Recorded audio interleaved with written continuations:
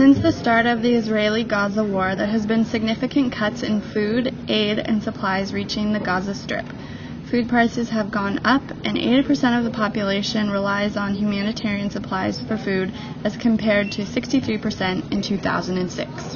والله أنا عندي 17 نفر يا خال وقاعد بدور عشان أشتري مش لاقي سكر في البلد. الطحين شريته ب 125 شيكل كيس الطحين وكيس الطحين بكفيش عندي 15 يوم في داري. More than 50% of the power supply has been shut down, causing 1 million people to go without electricity and 500,000 people to go without running water. The closing of the Karni crossing, the main entrance to Gaza, for food and commercial goods has had serious repercussions on the economy, including high unemployment. We don't have water. We can't wash anything, not even clean the fish we managed to get days ago. Look here, this is shrapnel from an Israeli missile that fell nearby. It broke the window.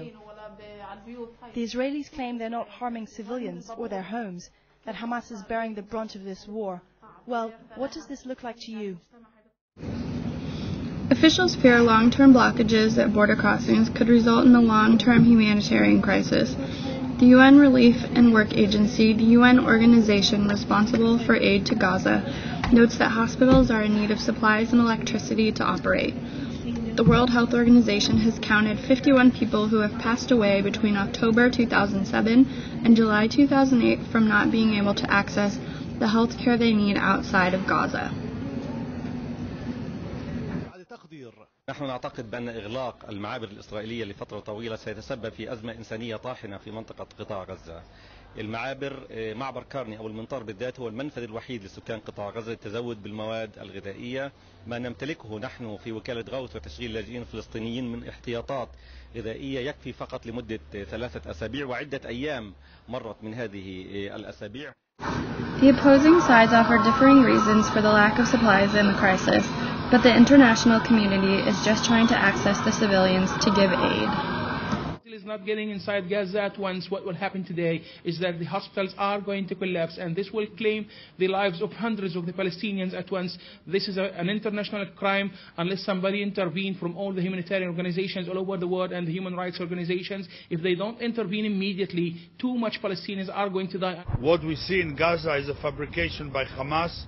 The fact is that 70% of the electricity to Gaza is provided by Israel through electricity cables, and this is not dependent at all on the supply of fuels. This means that Hamas again is using its citizens for propaganda purposes. It's a ploy, and it has nothing to do with reality. Reaction to the conflict has been widespread in the international community, from protests at the Israeli embassy in Venezuela.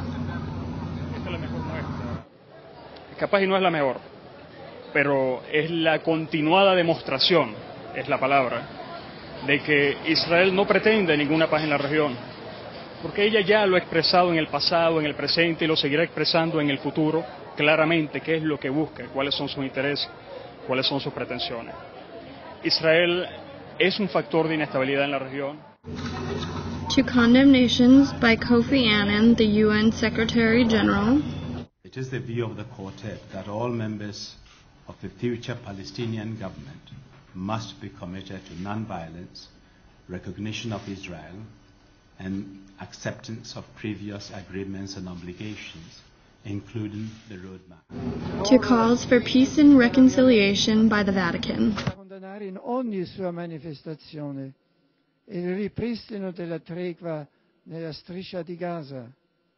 Chiedo un sussulto di umanità e di saggezza in tutti quelli che hanno responsabilità nella situazione. Domando alla comunità internazionale di non lasciare nulla di intentato per aiutare israeliani e palestinesi ad uscire da questo vicolo cieco e a non rassegnare